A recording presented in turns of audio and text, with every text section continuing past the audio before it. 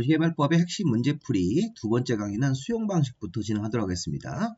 자, 32번 보시면 수용 사용 방식과 관련된 사업 시행으로 틀린 것을 모두 열거한 것은 이렇게 4개 중에서 이렇게 틀린 게 아마 보기를 보니까 2개씩 짝져 있는데, 자 보시면 17회 때 기출문제인데 이런 형태의 문제를 최근에 좀 많이 냅니다. 도시개발법에서.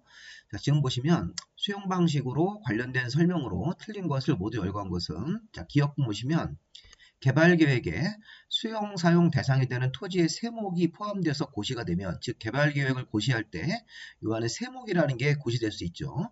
우리 앞에 개발계획 내용 공부하실 때 토인, 교환, 세원보가 있었기 때문에 수용 대상으로 들어가 있는 토지 등의 권리의 세부 목록이니까 이런 세목 같은 게 고시가 되면 개발계획 고시할 때 그때 우리 공익사업법상 사업인정을 받은 것으로 본다. 자, 이거 맞죠?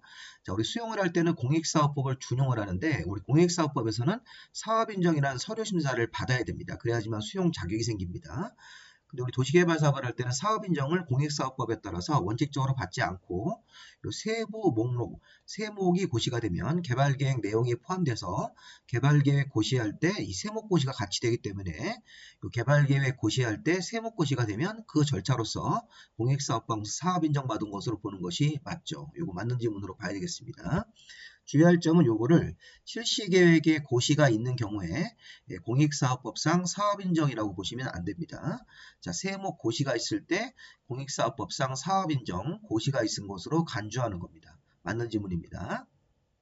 자, 니은번 보시면 지방공사 시행자는 공공시행자니까 토지 소유자 동의 없이도 사업에 필요한 토지 등을 강제로 수용 사용할 수 있다죠. 있다. 없다가 틀렸습니다. 자, 지방공사는 공공시행자이기 때문에 토지를 수용할 때 이 법정된 토지 소유자 동의 없이도 이 토지를 수용 사용할 수가 있습니다. 토지에 있는 이 권리 같은 것들을 강제로 수용하거나 사용할 수 있는 것이죠.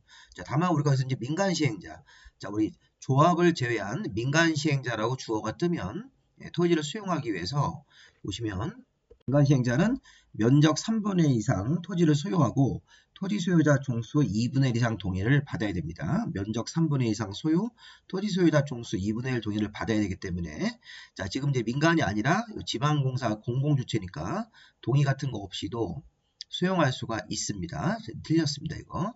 자, 지방공사가 자, 지급보증을 받아야지만 토지상환채권을 발행할 수 있다. 자, 수용을 하고 나서 보상금 대신 현금을 주는 대신 이 토지상환채권을 매수대금의 일부를 지급할 수 있는데, 지방공사는 공공주체니까 지급보증 없이도 토지상환채권을 발행할 수 있습니다. 지급보증을 받은 경우에 하나가 틀렸습니다. 이 부분. 그 다음에 리을번. 자, 토지 소유자인 시행자는 민간 시행자니까 선수금을 받으려고 공사 진척률 100분의 10 이상은 나가야 된다. 자, 요거는 맞는 거죠. 자, 기억하고 리을이 맞습니다. 참고로 우리가 해서 선수금이라는 게 이제 공공시행자가 선수금 받을 때하고 민간 시행자가 선수금 받을 때 이 조건이 좀 다르죠. 자, 수용 방식에서 이 선수금이라고 하는 것은 이 수용 방식의 사업 시행자가 지정권자 승인을 받아서, 자, 원형지나 조성토지를 공급받는 자로부터 대금의 전부나 일부를 미리 받을 수 있습니다. 자, 수용 방식으로 사업한 시행자는 기존에 이제 토지를 다 수용을 해서 이걸 개발해서 팔면 조성토지고, 개발하지 않은 상태의 토지를 원형지 형태로 이 5명들한테 줄 수 있습니다. 그래서 이제 원형지를 받는 사람이 5명이고, 이 조성토지는 일반인들한테 이제 경쟁 입찰로 분양하는 건데, 이 토지를 사고 싶은 사람으로부터 대금의 전부를 미리 받을 수 있는데, 공공시행자가 선수금 받을 때는 사업시행 토지 면적의 100분의 10 이상의 소유권만 확보하면 됩니다. 여기서 토지 면적의 100분의 10 이상, 10% 이상만 소유권이 있으면 공공시행자는 선수금을 받을 수 있고, 민간시행자가 선수금을 받을 때는 공급하려는 토지 소유권에 여기 비율이 없습니다. 그래서 보면 100%를 확보 안 됩니다.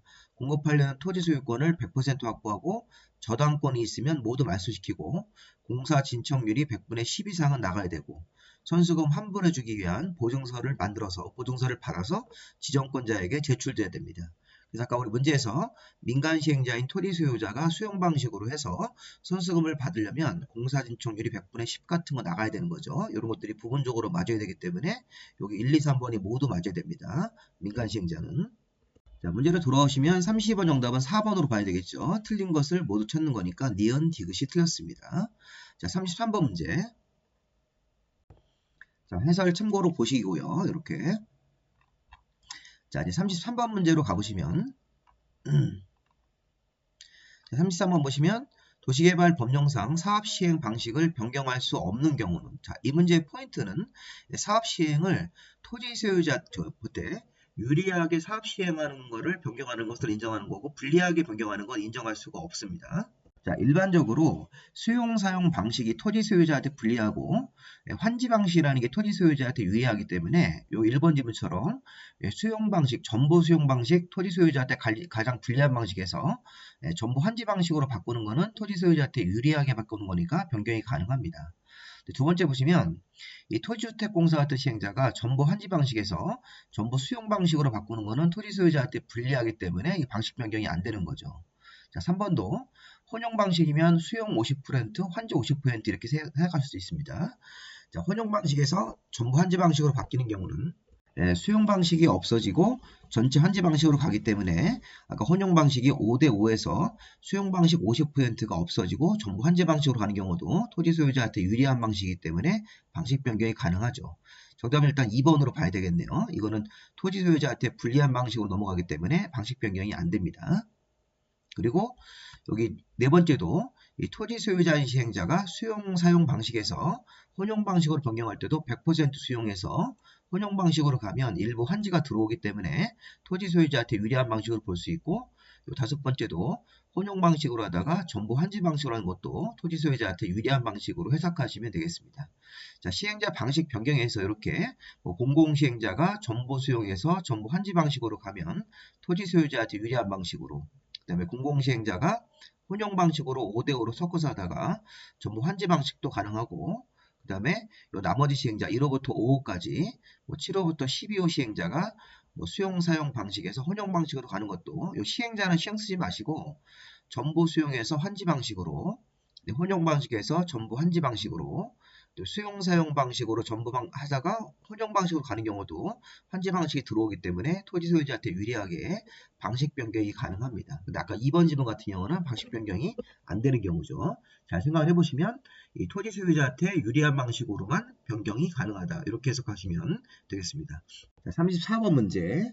자, 수용 사용 방식에 대한 설명이다. 틀린 것은, 자, 조합을 제외한 나머지 시행자가 사업에 필요한 토지 등을 수용 사용할 수 있습니다. 자, 오늘 해석을 할 때 조합은 전부 환지 방식일 때만 시행자이기 때문에 도시개발조합은 이건 제외하고 나머지 시행자 11명 시행자가 사업에 필요한 토지 등을 수용 사용 방식으로 할 수 있습니다.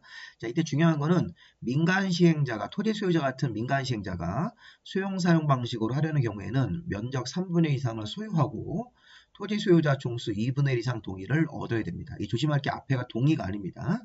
민간 시행자가 수용 방식으로 사업을 할 때는 면적 3분의 2 이상을 소유하고 토지 소유자 총수 2분의 1 이상 동의를 얻어야 되는 거죠. 자, 3번 보시면 사업 시행자는 토지 소유자가 원하는 경우 매수대금의 일부를 지급하기 위해서 도시개발채권을 발행할 수 있다. 자, 이게 채권 이름이 좀 잘못됐죠. 도시개발채권은 시도지사가 사업에 필요한 자금 확보를 위해서 발행하는 채권이고, 이렇게 대금의 일부, 토지 소유자가 원하고 이 수용상 방식에서 토지를 수용당한 토지 소유자들이 원하고 매수대금의 일부를 지급하는 것은 도시개발채권이 아니라 이건 토지상환채권이 되는 거죠. 토지상환채권 문제를 따로 한 문제로 볼 거니까 이 토지상환채권 잘 봐두셔야 되겠습니다. 자, 수용 방식으로 사업하는 시행자가 토지를 수용당한 토지 소유자가 원하면 현금으로 주지 않고 대금의 일부를 토지상환채권으로 발행할 수 있으니까 3번 틀렸습니다. 자, 사업 시행자는 수용 방식으로 사업 시행을 해서 생활의 근거를 상실하는 자, 토지를 뺏겨서 생활의 근거를 상실하는 자가 있으면 이주대책을 수립하고 시행을 해야 한다. 의무조항으로 수립 시행을 할 수 있다가 아니라 하여야 합니다. 자, 5번 보시면 자, 시행자는 조성토지 등을 공급계획에 따라서 공급을 해야 되는 것이죠. 자, 우리가 수용 방식으로 사업을 해서 원래 상태의 토지를 원용지 형태로 공급할 수도 있고, 개발을 해서 조성토지 등으로 공급할 수 있는데, 이 조성토지 등을 공급할 때는 공급계획을 제출하고 지정권자한테 승인을 받고 이 공급계획에 따라서 공급을 해야 되는 것이 맞습니다. 자, 정답 우리가 3번으로 봐야 되겠죠. 자, 토지상환채권에 대한 설명을 도시개발채권으로 혼동시킨 겁니다. 자, 도시개발채권은 이게 맨 뒤에 가서 문제를 풀어볼 겁니다. 자, 토지상환채권이라고 해야 되겠습니다. 자, 35번 문제. 자, 수용사용 방식에 의한 사업시행 관련 설명으로 틀린 것은 자, 수용사용에 대한 보상은 현금 또는 채권으로 할 수 있습니다. 자, 현금으로 지급하는 게 원칙인데 아까 토지성환채권 같은 채권으로 매수대금의 일부를 지급할 수 있으니까 이 지문은 맞는 지문으로 봐야 됩니다. 자, 저기 앞에 기출문제에서 나왔던 거죠. 자, 개발계획 고시할 때 그 안에 세부 목록이 포함돼서 같이 고시가 되면, 즉 세부 목록 고시가 되면 공익사업법상 사업인정을 받은 것으로 보는 겁니다. 맞습니다. 자, 재결 신청은 원래 공익사업법에는 그 사업인정을 받고 나서 1년 안에 하는 건데, 우리 이제 도시개발법에서 특례 조항으로 사업시행기간 종료일까지 연장을 하게 돼 있죠. 재결 신청 기간이 연장돼 있습니다. 재결 신청이라는 게 일자 수용 보상금 협의가 안 되면 토지수용위원회에다가 재결 신청이라는 걸 통해서 금액을 확정하는 절차로 들어가야 되는데 사업시행자한테 유리하게 이 공익사업법에는 1년 안에 재결 신청을 해야 되는데 사업인정을 받고 나서 그렇게 하지 않고 개발계획에서 정한 사업시행기간 종료일까지로 연장되어 있습니다. 그래서 이런 내용들이 있으니까 추가적으로 보시면 되겠고 자, 4번 지문 보시면 토지주택공사가 선수금을 받기 위해서 공사 진척률이 자, 토지주택공사는 공공사업 시행자인 공공기관이기 때문에 선수금 받을 때 공사 진척률 같은 게 필요 없습니다. 4번 틀렸습니다.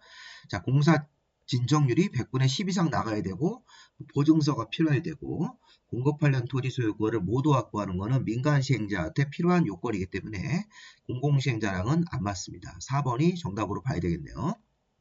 민간 시행자가 선수금 받을 때만 공사 진척률 100분의 10 이상 등의 요건을 갖춰야 되는 것입니다. 자, 사업 시행자. 자, 지정권자가 직접 시행자인 경우는 제외하고 나머지 시행자들은 조성 토지를 공급하려고 할 때 조성 토지 공급 계획을 작성해서 작성 변경 같은 거 가지고 지정권자에게 제출을 하고 지정권자한테 승인을 받아야 됩니다. 자, 이렇게 지정권자한테 공급 계획을 만들어서 제출하고 승인까지 얻고 나서 이런 조성 토지 등을 공급을 해야 되는 것이죠. 자, 조성 토지는 경쟁 입찰로 공급하는 게 원칙이다. 비싼 가격으로. 자, 근데 일부 서민들한테 주는 토지는 추첨, 받을 사람이 정해져 있는 경우는 수의계약 같은 예외가 있으니까 뒤에 가서 관련 문제를 보실 겁니다. 자, 일단 정답은 4번으로 봐야 되겠죠. 자, 36번 토지 상환 채권에 관한 설명이다. 틀린 것은 자, 토지 상환 채권은 토지 소유자가 원하는 경우 매수대금의 일부를 지급하기 위해서 조성된 토지나 건물로 상환하는 채권이죠. 그래서 토지를 수용당한 토지 소유자가 원하면 사업 시행자는 매수대금의 일부를 지급하기 위해서 이 토지 상환 채권의 상환 방식은 나중에 조성된 토지나 건물로 상환하는 현물로 상환하는 그런 채권 형태로 대금의 일부를 지급할 수 있습니다.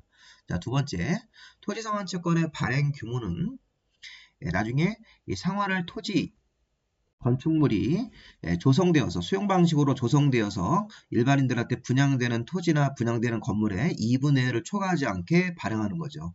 토지 상환 채권의 발행 규모는 나중에 조성되어서 분양되는 토지나 건물의 2분의 1을 초과하지 않게 발행한다. 맞습니다. 자, 토지 상환 채권은 나중에 토지나 건물로 상환하기 때문에 김영식 증권으로 발행하는 거 맞고 자, 토지 상환 채권의 이자율은 금융기관의 예금 금리 같은 걸 고려해서 발행자가 정하는 것도 맞습니다. 자, 그 다음에 토지 상환 채권을 자, 이건 조성된 토지로 상환한다고 해서 이전이 불가능한 게 아니죠. 토지 상환 채권을 이전할 때 원부에 취득자 성명 주소가 기재되면 이전이 되는 거기 때문에 토지 상환 채권은 이전이 가능합니다. 다만 우리가 주택법에 가서 주택 상환 자체는 원칙적으로 이전이 안 되는 겁니다. 근데 토지 상환 채권은 주택법에 있는 채권이 아니기 때문에 토지상환 채권은 김영식이라고 하더라도 취득자가 취득할 수 있는 것입니다. 토지상환 채권을 갖고 있는 채권자가 필요하면 이거를 팔아서 취득자한테 넘길 수 있습니다. 이때 취득자가 토지상환 채권을 이전받으려고 하면 원부에 자기 성명과 주소를 기재를 해야 되는 것이고 대항력까지 갖추려고 하면 그 채권에도 성명과 주소가 기재가 돼야 되는 것이죠. 정답 5번이 틀렸죠. 주택 상환사채 같은 경우는 주택법에 있는 채권은 양도가 제한되어 있지만 도시개발법상 토지상환채권도 둘 다 김영식이라는 공통점이 있는데 이 토지상환채권은 도시개발법에 있는 채권은 이거를 그 토지 같은 것들을 나중에 받을 때 김영식 채권이라고 하더라도 이전을 제한하는 근거 규정은 없고 이전할 수 있는 조항이 있습니다.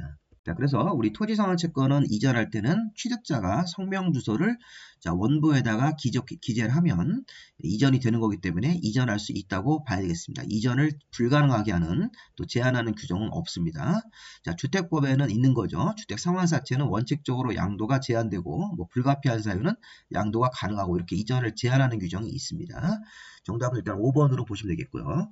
자, 37번. 토지상환 채권에 관한 설명이다. 가장 옳은 것은 자, 토지상환 채권을 발행하려면 행정안전부 장관 승인이라고 되어 있는데 자, 지정권자에게 승인을 받아야 됩니다. 토지상환 채권을 발행할 때는 시도지사나 대도시 또는 예외적으로 국토부 장관이 지정권자면 국토부 장관한테 지정권자한테 승인을 받아야 됩니다. 자, 토지상환 채권에서 이 토지 가격의 추산 방법은 토지상환채권 발행계획에 포함이 되는 겁니다. 자, 이건 토지상환채권 발행계획에 이 토지 가격의 추산 방법 같은 게 포함이 된다고 봐야 되겠습니다. 이 질문은 조금 어렵습니다. 토지상환채권 발행계획의 내용에는 토지 가격의 추산 방법 같은 것들이 포함되어 있고 이자율은 금융기관의 예금 금리라든가 부동산의 수급 상황을 고려해서 지정권자가 정하는 게 아니라 발행자가 정하는 거죠. 발행자. 이거 앞에서 보신 겁니다. 발행자가 금융기관의 금리를 고려해서 이 토지상환채권의 이자율을 정하는 겁니다. 자, 토지상환채권을 이전할 수 있는데 이전하는 경우에는 취득자 성명 주소를 원부에 기재하여 줄 것을 요청을 해서 원부에 기재가 되면 이전이 되는 거고 또 취득자 성명 주소가 채권에도 기재가 안 되면 취득자가 제3자한테 대항하지 못하기 때문에 이 채권에 취득자 성명 주소가 기재가 되면 대항력을 얻는 거죠. 대항력을 얻는 것으로 해석하시면 되겠습니다. 그래서 이게 앞에 부분이 이전 요건이고 뒤에 부분이 그 대항력 요건이기 때문에 그런 식으로 이전이 가능하다고 보시면 되겠습니다. 자, 토지상환 채권의 채권은 저당권의 설정 대상이 될 수 있으나 질권 설정 대상이 될 수는 없던 게 아니라 토지상환 채권은 종이 증서이기 때문에 질권의 대상이 될 수 있는 것입니다. 자, 저당권 설정 대상이 되는 게 아니라 일단 토지상환 채권 상태일 때는 동산처럼 취급할 하나의 증서이기 때문에 질권의 대상이 될 수 있습니다. 저당권 설정 대상이 아니라 질권의 대상이 될 수 있다. 이렇게 해석해서가지고 정답은 4번으로 보셔야 되겠고 자, 기본적으로 1번 같은 경우는 지정권자 승인 자, 토지 가격의 추산 방법은 이 발행계획에 포함이 되는 내용이다. 채권의 이자율은 금융기관의 금리 같은 걸 고려해서 지정권자가 정하는 게 아니라 발행자가 정하는 겁니다. 토지상환 채권은 저당권 설정 대상이 아니고 질권의 설정 대상으로 될 수 있습니다. 그렇게 해서 질권 설정 대상이 되는 거고 이때 질권자가 돈을 빌려주는 사람이 또 성명 주소가 원부에 채권에 기재가 되어야지만 이 대항력 같은 걸 얻는 거죠. 정답은 4번으로 보시면 되겠고 38번 문제 자, 원형지 문제로 나왔네요. 자, 원형지를 공급받아서 개발할 수 있는 자로 자, 원형지를 받는 사람들은 5명이 정해져 있습니다. 자, 원형지 받는 사람들은 1번 국가나 지자체, 2번 공공기관, 3번 지방공사, 4번 자, 국가가 복합개발을 위해서 실시한 공모에서 선정된 사람, 이렇게 공모에서 선정된 사람도 있고, 하나가 더 있었죠. 5번째가 학교나 공장 등의 부지로 사용하려는 자, 학교나 공장 등의 부지로 민간인들이 사립학교를 짓거나 민간인들이 공장 같은 걸 짓기 위해서 원형지 형태로 토지를 받을 수 있는데 이 도시개발조합은 안 맞죠. 도시개발조합은 원형지를 받을 수 있는 자라고 볼 수가 없습니다. 도시개발조합은 전부 환지 방식으로 사업할 때만 이 조합이 사업식이기 때문에 이 수용 방식의 원형지랑은 맞지가 않습니다. 그래서 여기 4번 같은 경우는 원형지를 받아서 공급할 수 있는 자, 원형지를 받아서 직접 개발할 수 있는 자라고 볼 수가 없습니다. 정답은 우리가 4번으로 보셔야 되겠죠. 39번 문제. 자, 수용사용 방식에서 원형지에 대한 설명이다. 틀린 것은 자, 원형지로 공급될 수 있는 면적은 전체 면적의 3분의 1 이내가 맞습니다. 자, 원형지가 3분의 1 이내면 나머지 토지 3분의 2가 조성토지로 공급한다고 해석할 수 있습니다. 두 번째, 원형지를 공급하기 위해서 지정권자한테 승인을 신청할 때는 공급계획을 작성을 해서 함께 제출하는 거 맞습니다. 자, 조성토지와 유사하게 원형지도 지정권자한테 승인을 받아서 공급하는 거고 자, 승인 신청 같은 거 할 때는 공급계획을 제출을 해야 됩니다. 자, 세 번째, 자, 작성하는 원형지 공급계획에는 자, 원형지 개발자에 관한 사항과 원형지 공급의 내용 같은 것들이 공급계획에 포함되는 것도 맞습니다. 자, 원형지 공급계획에는 원형지를 받을 사람이 어떤 사람들인지 원형지 공급 내용 같은 것들을 공급계획에다 적어서 지정권자한테 제출하고 승인도 받아야 되는 것이죠. 자, 원형지 개발자 중에서 국가나 지자체는 빼고 나머지 4명이 있었죠.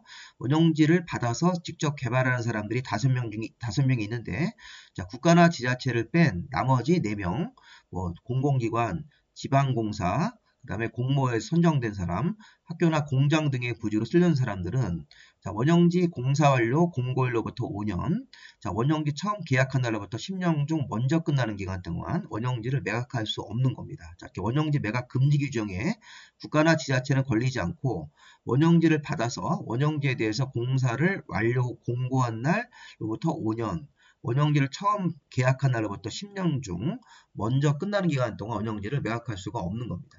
그리고 5번, 자, 원형지 개발자 선정은 경쟁 입찰 방식으로 한다. 다만 학교나 공장 부지로 사용하려는 자는 자, 원형지 개발자 선정은 경쟁 입찰 방식으로 하는 게 맞죠. 근데 학교나 공장 등의 저 틀렸죠, 이거. 자, 저도 순간 헷갈렸는데 원형지 개발자 선정은 수의계약 방법입니다. 다만 학교나 공장 부지로 쓰려는 사람들한테 이때 경쟁 입찰로 가는 거니까 이 5번이 틀렸습니다. 그래서 원형지 받는 사람들은 기본적으로 원형지 개발자 선정을 자, 수의계약 방식으로 하다가 학교나 공장 등의 부지로 사용하는 사람들한테는 수의계약이 아니라 경쟁입찰 방식으로 여러 사람들이 원할 때 학교나 공장 등의 부지를 여러 사람들이 받길 원하면 이때 이제 경쟁입찰 방식으로 들어가는 것이죠. 자, 그래서 자, 이거 앞뒤가 바뀌었죠. 그래서 보시면 정답을 5번으로 보셔야 되겠습니다. 정답이 5번. 자, 원형지 개발자 선정은 수의계약으로 가다가 학교나 공장 등의 부지로 쓰려는 사람들이 원형지를 받으려고 할 때는 경쟁 입찰로 하고, 근데 경쟁 입찰이 2회 이상 유찰됐을 때는 다시 이거를 학교나 공장 등의 부지도 수의계약 방식으로 바꿀 수 있습니다. 정답이 5번입니다. 40번은 원형지 문제가 하나 더 있네요. 자, 원형지 매각 금지 기간이라고 하더라도 아까 원형지 매각 금지 기간이 아까 5년짜리 뭐 10년짜리가 있었는데 먼저 오는 기간. 자, 원형지 매각 금지 기간이라도 지정권자한테 승인을 받아서 원형지를 이게 공익적인 목적인 이주용 주택용지, 공공문화시설 용지, 기반시설 용지, 임대주택 용지로 이렇게 사용하려는 경우에는 매각이 가능합니다.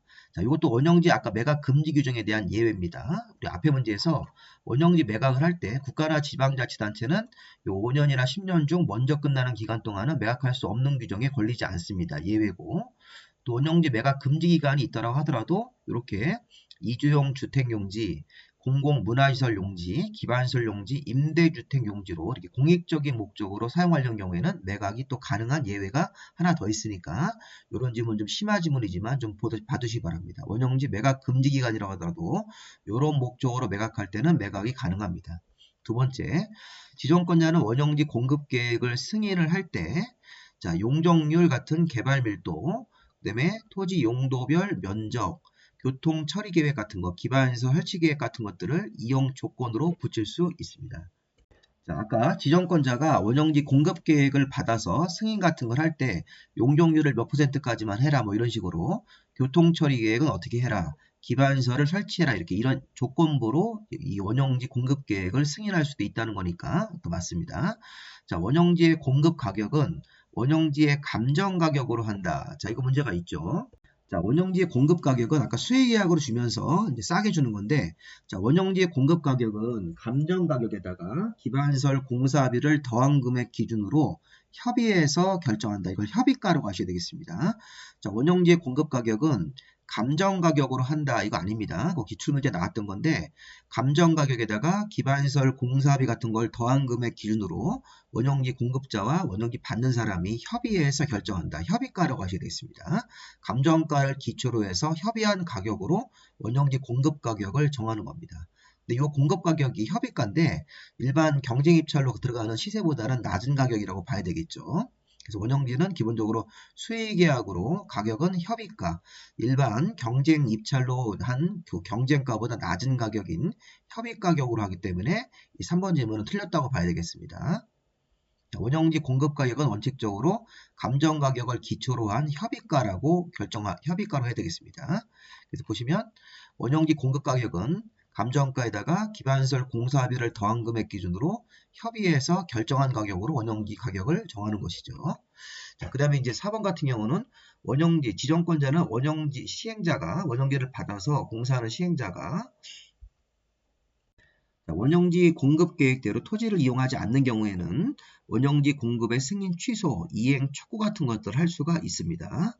그리고 그 사업 시행자가 원형지 개발자와 체결한 원형지 공급 계약을 해지하려는 경우에는 2회 이상 시정 요구를 해야 된다. 이런 세부적 지문들이 있는데 기초문제에서는 잘 안 달아지는 거니까 참고로 보시고, 사업 시행자가 원형지를 받아서 개발하는 사람들하고 체결한 공급 계약을 법정된 사유가 있으면 해지할 수 있습니다. 자, 그때는 2회 이상 먼저 시정 요구를 하고 시정이 안 됐을 때 이 공급 계약을 해지할 수 있는 것이니까, 자, 일단은 요 3번 원형지 공급 가격은 수익이라고 주면서 가격은 감정가를 기초로 해서 협의한 가격으로 정하는 거죠. 요거 좀 해설 보시면 요거 중요한 지문입니다. 감정가에다가 기반시설 공사비를 더한 금액 기준으로 해서 협의해서 결정한다. 정답을 3번. 자, 41번 이제 조성토지 공급에 관한 문제. 이제 원형지가 아닙니다. 자, 조성토지 공급은 자, 수용 방식으로 이렇게 조성을 해서 개발해가지고 조성을 해서 뭐 주거용지나 상업용지나 공업용지로 조성을 해서 공급하는 토지가 조성토지가 되겠죠. 자, 조성토지 공급에 대한 설명이다. 틀린 것은 1번. 자, 사업 시행자가 조성토지를 공급하려는 경우, 자, 원활한 그 설치를, 기반시설의 원활한 설치를 위해서 공급 대상자 자격을 제한하거나 조건을 부여할 수 있습니다. 그래서 조성토지 공급할 때도 이렇게 공급 대상자 자격을 제한하거나 공급 조건을 부여할 수 있다. 이게 맞습니다. 두 번째, 자, 조성토지의 공급은 경쟁 입찰로 공급하는 거죠. 경쟁가로. 다만 우리 서민들한테 주는 토지가 4가지가 있습니다. 대표적으로 국민주택 규모 이하의 주택을 지을 용지, 공공택지, 330 이하 단독주택 용지, 이런 공장 용지 같은 경우를 조성토지를 줄 때는 일반 서민들한테 주는 토지로 보고 최종적인 취득을 이 토지를 서민들이 가져가기 때문에 가격을 적정하게 정해가지고 이 추천 방식으로 공급하는 거죠. 운 좋은 사람들이 가져가라고. 다만 요 3번이나 4번 같은 경우는 수의계약입니다. 자, 수의계약 형태는 받을 사람이 이미 정해져 있기 때문에, 자, 시설물 유지 관리에 필요한 최소한의 토지는 시설물을 관리하는 사람한테 정해주기로 토지가 미리 정해진 거기 때문에 수의계약이라 볼 수 있고, 학교나 공공 청사용지를 지으려고 일반인들한테 공급하지 않고 국가나 지방자치단체한테 주는 경우도 수의계약이라고 봐야 되겠죠. 국가나 지방자치단체를 만나서 바로 계약서를 쓰고 학교용지, 이 국공립학교, 공공청사를 지으라고 땅을 주는 거니까 조성토지로서 추첨과 수의계약 같은 게 있습니다. 자, 5번 같은 경우는 이제 문제가 있는데, 시행자는 학교, 폐기물 처리, 공공청사, 사회복지시설 같은 것들을 위해서 토지를 공급하는 경우에, 자, 감정가격으로 공급하는 게 아니라 감정가 이하로 싸게 공급하는 거죠.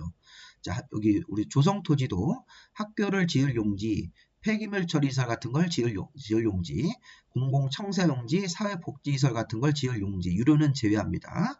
우리 이제 무료로 운영하는 사회복지시설, 고아원 같은 거, 그 밖에 뭐 이주단지 같은 것들을 하기 위해서 토지를 공급하는 경우에는 이 조성토지도 감정가 이하로 싸게 공급할 수 있는 것이죠. 자, 정답을 우리가 5번으로 봐야 되겠습니다. 감정가 이하로 싸게 공급할 수 있다. 여기까지가 우리가 수용방식 관련된 내용이고, 자, 우리 수용방식에서 보충 이론으로 제일 중요한 게 사실은 토지상환채권입니다. 토지상환채권하고 원형지하고 조성토지, 이 세 가지가 제일 시험 문제에서 많이 나올 수 있는데, 이 토지상환채권은 아까 우리 봤듯이 토지 소유자가 원하면 매수대금의 일부를 지급하기 위해서 조성된 토지나 건물로 상환하는 토지상환채권을 발행할 수 있다. 매수대금의 일부를 지급하기 위해서 나중에 토지나 건물로 상환하는 토지상환채권. 자, 발행 규모는 전체 분양되는 토지나 건물의 2분의 1을 초과하지 않게 발행을 하는 거고, 민간이 발행할 때만 지급 보증이 필요합니다. 한 번씩 읽어보는 겁니다. 지정권자 승인을 받아서 발행하고, 이자율 같은 경우는 이 채권 이자율은 발행자가 정하도록 되어 있죠. 금융기관의 금리를 고려해서 김영식 증권으로 발행합니다. 자, 채권을 이전할 때, 자, 이전 요건은 취득자가 성명 주소를 원부에 기재 요청을 해서 원부에 기재가 되면 이전이 되는 거고, 또 대항력을 갖추려면, 제3자한테 대항력을 갖추려고 하면 취득자 성명 주소가 채권에도 기재가 돼야 되는 거죠. 채권에 기재되지 아니하면 대항력이 없으니까 채권에 기재가 되면 대항력까지 얻는 것입니다. 이 채권은 지급권의 대상으로 될 수도 있습니다. 자, 그 다음에 원형지도 봐야 되겠죠. 원형지는 지정권자에게 공급 계획을 제출하고 지정권자한테 승인을 받아서 원형지를 공급할 수 있고, 자, 지정권자가 원형지 승인 같은 거 할 때 뭐 용적률이라든가 교통처리 계획, 기반시설의 설치 같은 조건을 붙여서 이 승인을 할 수도 있다. 이런 것들 한번 읽어보시고, 자, 원형지를 받아서 직접 개발한 사람들은 5명이 있죠. 국가나 지자체, 공공기관, 지방공사, 그 밖에 공모에서 선정된 사람, 학교나 공장 등의 부지로 사용하는 사람도 원형지를 받아서 학교나 공장 같은 것들을 직접 지을 수 있는 것이죠. 원형지 공급 면적은 전체 면적의 3분의 1 이내. 자, 원형지 공급은 수의계약으로 하다가 학교나 공장 용지 같은 경우는 경쟁 입찰로 공급하도록 되어 있습니다. 원형지 공급 가격은 감정가를 기준으로 해서 협의한 가격이 나와야 되겠죠. 자, 기반시설 공사를 했으면 기반시설 공사비를 포함한 감정 가격에다가 감정 가격을 기초로 해서 협의한 가격으로 공급 가격을 정한다. 다만 학교나 공장 용지 같은 경우는 아까 경쟁으로 팔기 때문에 최고 입찰 가격으로 공급하도록 해석해야 되겠습니다. 원형지는 국가나 지자체를 제외한 나머지 원형지를 받는 개발자 등은 원형지를 받아서 공사 완료 공고일로부터 5년, 원형지를 처음 계약한 날로부터 10년 중 먼저 끝나는 기간 동안 매각할 수 없습니다. 다만 이주용, 주택용지나 공공문화시설, 기반시설 용지같이 이렇게 공익적인 목적으로 원형지를 지정권자한테 승인받으면 예외적으로 원형지를 매각할 수가 또 있는 예외가 있는 규정이죠. 국가나 지자체는 매각할 수 있다. 이 노란색 용도로 쓰는 경우에는 원형지를 매각할 수가 있는 것입니다. 네, 원형지 공급 계약의 해제. 자, 사업 시행자는 착수기간 내 미착수하거나 사업을 지연하거나 지정권자한테 동의 없이 제3자한테 매각 이런 식의 어떤 문제가 생기면 2회 이상 시정 요구하고 시정을 아니하면 원형지 공급 계약을 해제할 수 있으니까 자, 이런 내용도 한번 참고로 한번 읽어보시고요. 자, 조성토지의 공급으로 넘어오면요. 자, 원형지의 반대가 조성토지죠. 이거는 조성을 해서 주거용지나 상업용지나 공업용지 같은 거로 조성을 해서 파는 건데 자, 조성토지도 원형지랑 유사한 점 공급계획을 작성을 하고 지정권자한테 제출하고 지정권자한테 승인까지 받아야 되는 것입니다.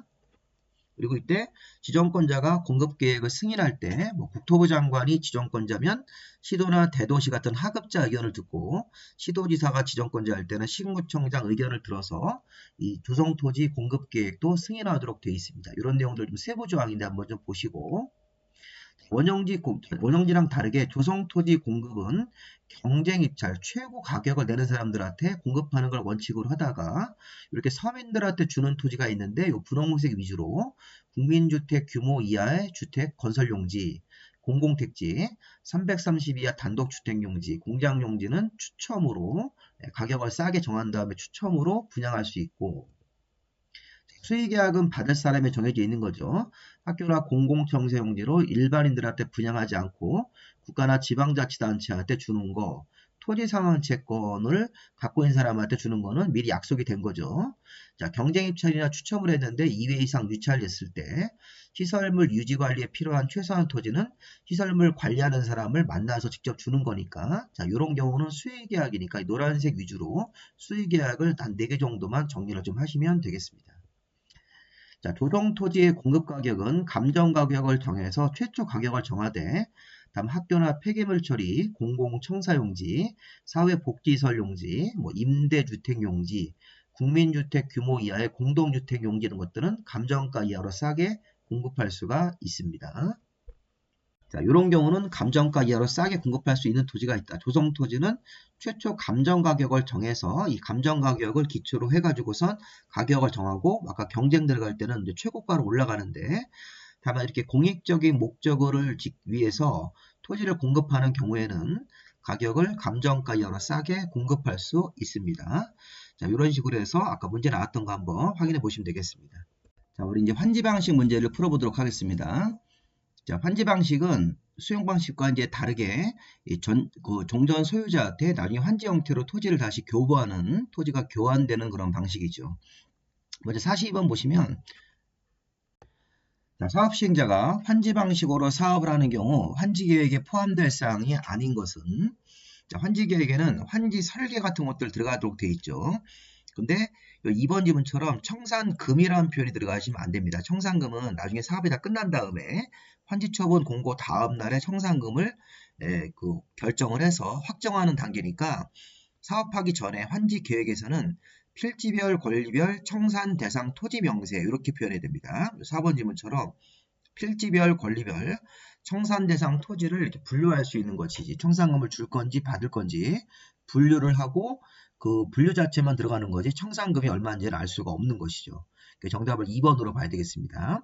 환지 설계, 종전 토지를 나중에 환지를 어느 위치로 할 건지, 규모를 어떻게 조정할 건지 환지 설계하고 필지별 환지 명세 다 맞는 얘기고 필지별, 권리별, 청산 대상 토지 명세도 맞습니다. 청산금은 들어가면 안 되죠. 여기 42번 문제는 환지 계획의 내용인데 여기 뭐 채비지, 보류지 같은 것들을 정했을 때 그 명세가 어딘지 이런 것들, 채비지, 보류지의 위치, 규모 이런 것들도 확인할 수 있습니다. 그런데 청산금이 얼마인지, 청산금을 결정하든지 환지 예정지를 미리 정하고 이런 거는 환지계획 내용이라고 볼 수가 없습니다. 이 두 가지만 청산금은 안 되고 환지 예정지라는 것도 들어가시면 안 됩니다. 정답을 2번으로 보시는 게 맞겠죠. 자, 43번 보시면 자, 환지 계획에 대한 설명이다. 옳은 것은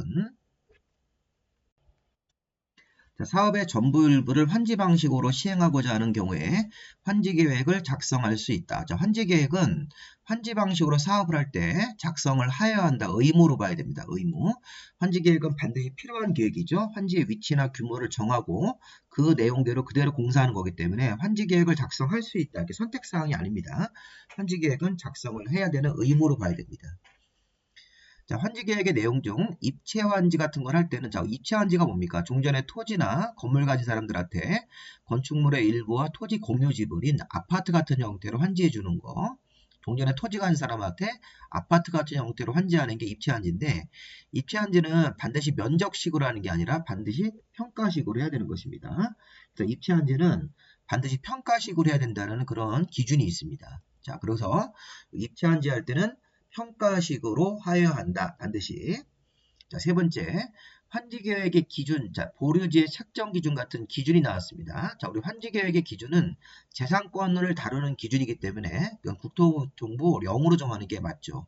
보통 우리 공법에서 어떤 기준이 붙으면 국토교통부 장관이 정한다는 행정 지침으로 정하는 건데 이거는 법령 형식인 국토부 령으로 정하는 그런 형태라고 봐야 되겠습니다. 환지계획의 기준은 중요한 기준이기 때문에 국토부 장관이 정하는 게 아니라 국토부 령으로 정한다. 이게 맞습니다. 자, 4번. 행정청이 아닌 시행자가 환지계획을 작성을 하면 특별자치도나 시도지사한테 인가를 받는 게 아니라 자, 이거는 시군구청장이죠. 특별자치도 시군구청장한테 인가를 받아야 된다. 자, 환지계획 인가권자 중요합니다. 시군구청장의 인가라고 하셔야 되겠습니다. 자, 5번. 자, 사업시행자는 토지 소유자가 신청 동의하면 해당 토지의 전부나 일부에 대해서 환지를 정하지 아니할 수 있다. 토지 소유자가 환지를 안 받겠다고 신청하거나 환지를 안 받는 것에 대해서 동의하면 환지를 정하지 아니할 수 있고 자, 이때 해당 토지에 임차권자 같은 용의권자 등이 있을 때는 그 동의를 받지 않고 부지정할 수 있다. 이거 안 맞죠? 임차권자 등이 있으면 토지 소유자 동의뿐만 아니라 임차권자 등 같은 용의권자의 동의까지 얻어야지만 부지정을 할 수 있으므로 5번도 틀렸습니다. 자, 이 문제 굉장히 중요한 문제입니다. 환지계획은 작성을 하여야 한다. 의무로 봐야 되고 입체 환지를 할 때는 반드시 환지 형태가 면적식이 아니라 평가식을 취해야 된다. 환지계획의 기준은 중요한 기준이기 때문에 국토교통부 령으로 정하는 거죠. 자, 환지계획의 인가권자, 환지계획의 인가권자는 시도지사가 아니라 시군구청장, 특별자치도 시군구청장이라고 해야 되겠고 자, 토지 소유자가 신청 동의했을 때 환지를 부정할 수 있는데 이때 임차권자 등이 있으면 임차권자 등의 동의까지 얻어야지만 부지정이 가능하다. 이런 식의 지문들 어머니를 잘 보시고 자, 정답을 같이 보시면 이거 3번을 정답으로 봐야 되겠죠. 3번이 옳은 거고 나머지 지문은 다 틀렸다고 보셔야 되겠습니다. 자, 44번 문제. 자, 환지 방식 사업 시행에 대한 설명이다. 틀린 것은 자, 사업을 입체 환지 방식으로 시행하는 경우에는 환지 계획에 건축 계획이 포함이 되어야 된다. 이렇게 되어 있습니다. 자, 지금 보시면 입체 환지는 나중에 건축물의 일부와 토지 공유 지분으로 주기 때문에 자, 입체 환지 같은 거 할 때는 환지계획에 건축계획 같은 게 당연히 포함이 돼야 됩니다. 맞는 질문이고요. 두 번째 보시면 자, 토지 면적의 규모를 조정할 필요가 있을 때는 면적이 넓은 토지는 면적을 줄여서 환지를 정하거나 환지 대상에서 제외할 수 있다. 이렇게 되어 있는데 자, 이번 질문에 이게 문제가 있죠. 자, 이 질문은 우리 저 기출문제에서 한번 나왔던 우리 32회 때 나왔던 질문인데 이 사람들이 의외로 많이 틀렸습니다. 우리 수험생들이. 자, 사업 시행자가 토지의 면적 규모를 조정할 필요가 있을 때는 면적이 넓은 토지면 면적을 줄여서 환지를 정하거나 해서 끝나야 됩니다. 환지에서 제외할 수는 없습니다. 이 제외하는 거는 면적이 좁은 토지에 대해서만 제외할 수 있는 것이죠. 그래서 이게 이 해설을 보시면 자, 이 토지의 규모를 조정할 필요가 있으면 면적이 넓은 토지는 면적을 줄여서 정하는 것만 가능하지 제외하는 것은 아닙니다. 대신 면적이 좁은 토지 같은 경우는 환지에서 제외할 수 있습니다. 종전 토지가 너무 작은 토지일 때는 과속 토지로 환지가 되는 걸 방지하기 위해서 환지에서 제외할 수 있죠. 그래서 환지에서 제외하는 경우는 면적이 작은 토지에 대해서 넓은 토지가 아니라 작은 토지에 대해서는 제외할 수 있는 예외가 있는데 이게 넓은 토지에 대해서는 면적을 줄여서 환지를 정하거나 해서 끝나는 겁니다. 여기까지. 면적이 좁은 토지에 대해서 환지 대상에서 제외할 수 있다. 좁은 토지는 늘려서 환지를 정하거나 환지에서 제외할 수 있는 규정이 적용될 수 있으니까 여기 이 부분이 틀렸습니다. 넓은 토지에 대해서는 제외하는 규정은 없다. 이렇게 되겠습니다. 자, 그러면 세 번째 보시면 도시개발구역의 지정권자가 정한 기준날 다음 날로부터 단독주택이 다세주택으로 전환됐다는 얘기는 이게 구분 등기가 된 거죠. 이런 식으로 소유권을 늘리는 행위가 있을 때는 이거는 그 늘린 그 다세주택의 그 소유권에 대해서 환지를 정하지 않고 금전으로 청산하거나 환지 지정을 제한할 수 있는 것입니다. 자, 기준 날짜 다음 날짜로부터 단독주택 등기 하나짜리가 다세주택 여러 개의 등기로 소유권이 늘어났을 때는 그 늘어난 소유권을 인정하지 않습니다. 인정하지 않기 때문에 금전으로 청산하거나 환지 지정을 제한할 수 있습니다. 자, 4번. 자, 사업 시행자가 환지 예정지를 정한 경우에는 사용 수익하는데 장애가 될 물건이 있을 때 환지 예정지 문제가 나왔네요. 자, 환지 예정지 같은 것들을 정하면 그 환지 예정지에 가서 종전 소유자가 미리 사용 수익할 수 있으니까 사용 수익하는데 장애물 같은 게 있을 때는 사용 수익할 시작할 날짜를 따로 정할 수 있습니다. 자, 이거 환지 예정지가 정해지고 환지 예정지에 대해서 미리 사용 수익을 하려고 하는데 어떤 장애가 되는 물건이 있으면 사용 수익을 시작하는 그 날짜를 별도로 정할 수도 있습니다. 환지 예정지랑 관련된 약간 세부 지문입니다. 자, 맞는 지문으로 봐야 되겠고 정답은 일단 2번. 자, 사업 시행자가 환지를 정하지 아니하기로 결정된 토지 소유자나 임차권자한테 이 환지 부지정하기로 한 토지죠. 날짜를 정해서 사용 수익을 정지시킬 수도 있습니다. 부지정 토지에 대해서는 사용 수익을 정지시킬 수 있다. 환지 예정지를 정하고 어떤 장애물 같은 게 있으면 환지 예정지를 사용할 수 없으니까 사용할 날을 별도로 정할 수도 있다. 이런 것들 좀 세부 지문인데 읽어보시고 정답은 2번이 되겠습니다. 이런 문제는 의외로 까다로운 문제입니다. 정답을 2번으로 봐야 되겠습니다. 자, 45번. 환지 계획에 대한 설명이다. 틀린 것은 자, 환지 계획에는 환지 설계가 들어가서 이 환지 설계라는 게 자, 이게 이제 환지 전후 대비도 같은 것들이 들어가서 종전 위치하고 나중에 환지 받을 위치 같은 것들을 비교할 수 있는 도면이 들어가고 뭐 1200분의 1 이상의 환지 예정 지도 같은 것들도 환지 설계에 포함되는 세부 서류들입니다. 환지 설계에는 환지 전후 대비도 1200분의 1 이상의 환지 예정 지도 같은 것들이 포함된다. 첨부돼야 된다. 자, 두 번째. 시행자는 채비지 보류지를 정할 때는 법에 따라서 채비지 보류지 요건이 맞으면 채비지 보류를 정하는 거지 토지 소유자 동의를 받는 것은 아닙니다. 자, 토지 소유자 동의를 받는 것은 아까 우리 부지정 같은 거 할 때 동의를 받아서 부지정할 수가 있는 거죠. 자, 입체한지도 토지나 건물 가진 사람, 토지나 건축물 중에 하나만 있으면 토지 소유자나 건축물 소유자가 입체한지를 신청할 수 있는 것입니다. 자, 입체한지는 따로 신청을 하는 거죠. 토지 소유자 또는 건축물 소유자가 입체한지를 신청할 수 있다. 자, 4번. 자, 환지 계획구역 안에 토지 소유자 전원이 동의하면 60% 초과해서 토지 부담률을 정할 수 있다. 자, 전원이 동의하는 경우만이 아니라 자, 우리가 토지 부담률은 원칙적으로 50% 초과할 수 없는데 지정권자가 인정을 하면 60%까지 올릴 수 있고 토지 소유자 3분의 2 이상이 동의하면 60%를 초과해서 토지 부담률을 더 많이 정할 수도 있는 거죠. 지금 보시면 전원이 동의하는 경우에만이 아니라 3분의 2 이상만 동의하면 토지 부담률을 60% 초과해서 정할 수 있는 것입니다. 자, 이렇게 해서 토지 부담률 문제. 토지 부담률은 원칙적으로 50%를 초과해서 더 많이 절반 이상을 절반 넘게 50%를 넘게 토지 부담률을 정할 수 없는데 지정권자가 인정을 하면 60%까지 올릴 수 있고 토지 소유자 3분의 2 이상이 동의하면 60%를 초과해서 토지 부담률을 정할 수 있는 것입니다. 자, 이 5번 지문도 기출지문인데 좀 어렵죠. 자, 환지계획구역 안에 외부와 연결되는 환지계획구역 안의 도로로서 너비가 25m 이상 도로, 간선도로, 큰 도로입니다.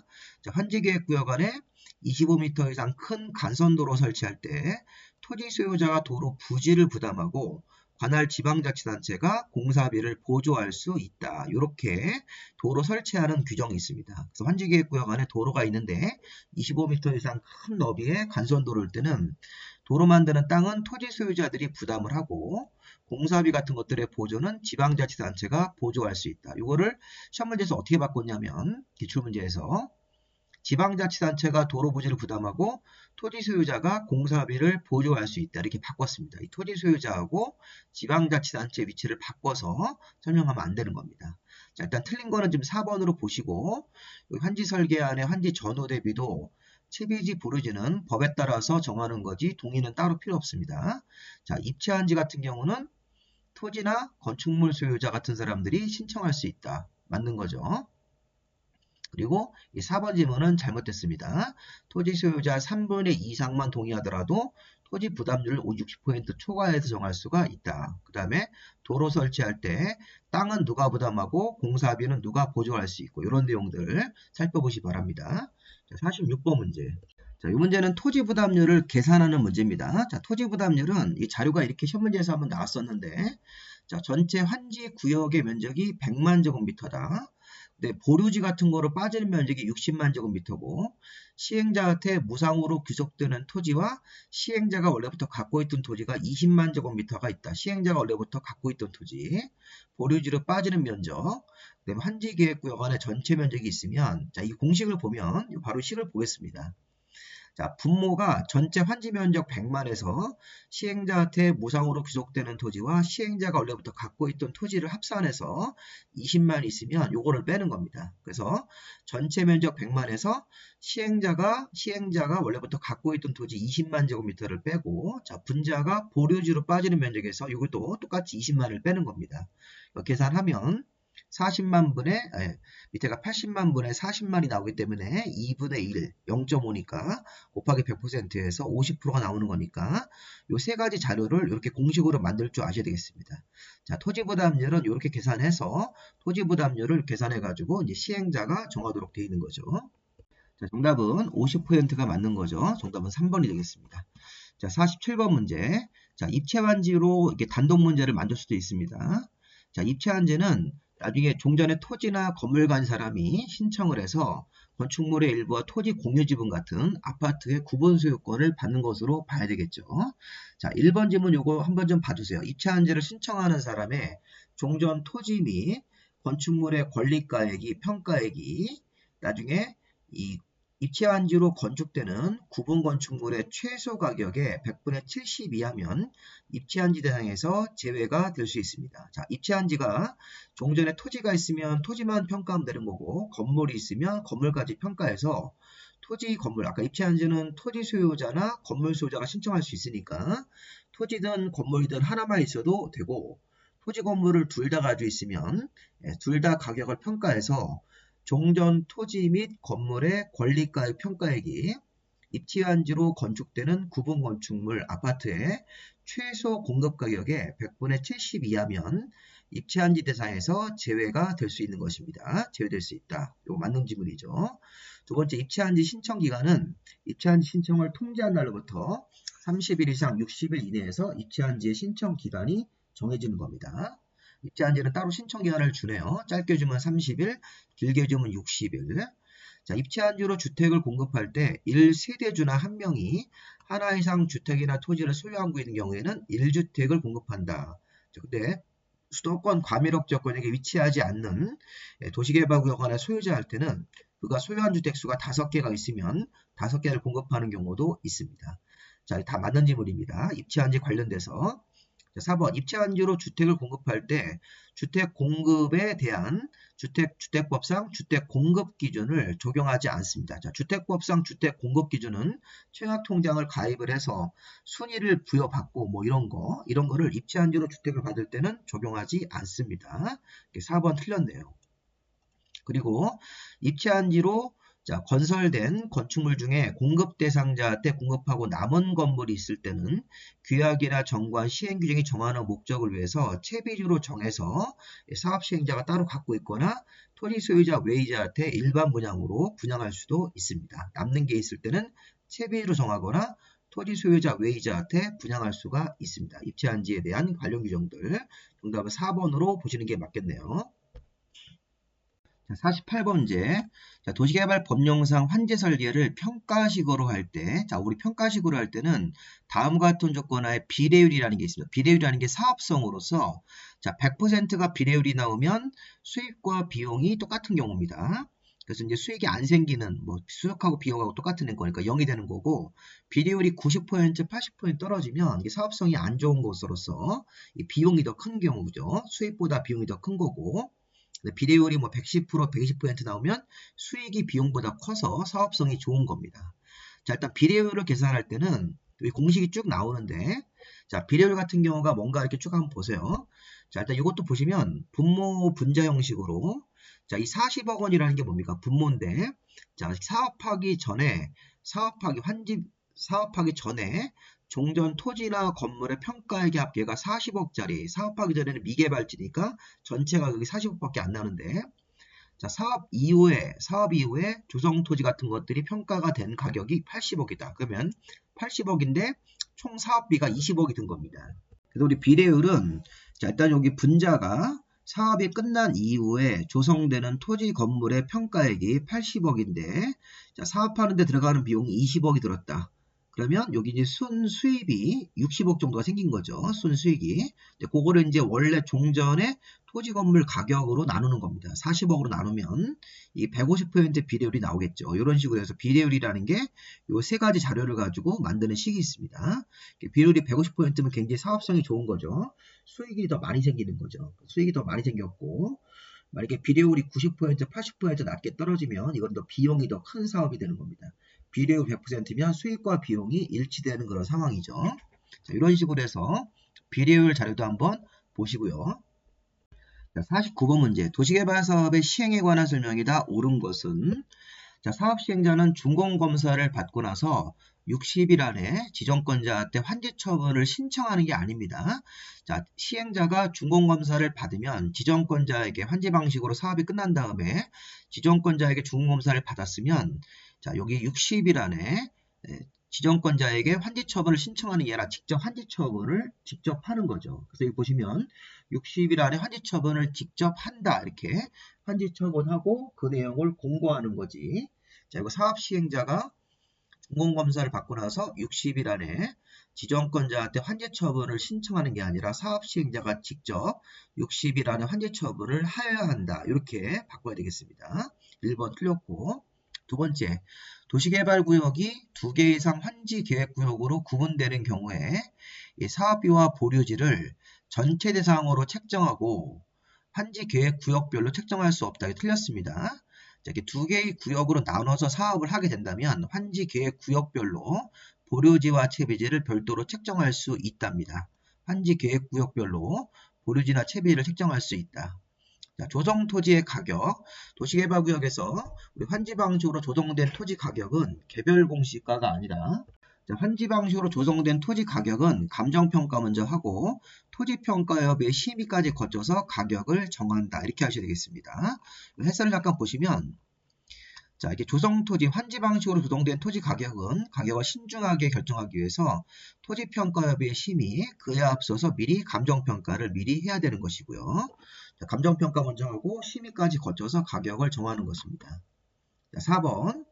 자, 환지 예정지가 지정되어도 종전 토지의 임차권자는 환지 처분 공고일까지 종전 토지를 사용 수익할 수 있다고 되어 있는데 환지 예정지가 정해지면 종전 토지의 소유자나 임차권자는 환지 예정지 부분을 미리 사용 수익하게 되므로 자기 종전 토지는 사용 수익할 수가 없는 것입니다. 사용 수익할 수 없다고 해야 되겠습니다. 자, 틀렸습니다. 환지 예정지가 지정되면 종전 토지의 소유자나 임차권자는 환지 처분 공고일까지 종전 토지는 사용 수익할 수 없게 되고 환지 예정지로 지정된 부분에 대해서 미리 사용 수익을 할 수 있게 되는 것입니다. 자, 5번이 지금 맞네요. 환지 계획에는 필지별 환지 명세, 그 다음에 필지별 권리별 청산 대상 토지 명세 같은 것들이 환지 계획의 내용이다. 청산금은 안 됩니다. 청산금이 아니라 필지별 권리별 청산 대상 토지 명세, 필지별 환지 명세 이런 것들이 환지 계획에 들어갈 내용으로 5번을 정답으로 보셔야 되겠네요. 자, 50번 문제. 환지 예정지에 관한 설명이다. 틀린 것은 자, 환지 예정지를 지정하는 경우에는 종전 토지에 관한 임차권자 등이 있을 때 환지 예정지에 대해서 임차권자 등의 그 부분도 아울러 환지 예정지로 지정을 해줘야 되는 거죠. 그래서 환지 예정지가 정해지면 환지 예정지로 지정될 받을 부분에 대해서 토지 소유자나 또는 임차권자 같은 사람들이 환지 예정지에 대해서 권리 행사를 할 수 있으니까 해당 권리의 목적인 토지나 그 부분에 대해서 아울러 환지 예정지 부분에 대해서 임차권자 등에 대한 사용할 수 있는 부분도 같이 지정을 해야 되는 것이 맞습니다. 자, 그리고 2번 질문 보시면 환지 예정지는 이게 이제 그 한시적인 효과가 있기 때문에 환지 예정지 효력 발생일로부터 환지 처분 공고가 있은 날까지입니다. 자, 다음 날 되면 정식으로 환지 처분의 효과가 있으니까 요 2번이 틀렸네요. 환지 예정지 효과는 환지 예정지 효력 발생일로부터 환지 처분 공고가 있은 날까지 효력이 발생됩니다. 자, 그 다음에 세 번째, 임차권자 등이 있는 경우에 임차권자 등의 목적이 있는 토지에 대해서, 그러니까 종전 토지에 임차권자가 있다는 얘기입니다. 환지 예정지가 정해지면 임차인이 환지 예정지에 가서 미리 이제 사용 수익할 수 있으니까, 자, 임대료 등의 증감 문제 같은 것들이 임대료 증감 청구할 수 있고 권리를 포기할 수 있는 문제가 생기는 것이죠. 자, 환지 예정지 효과입니다.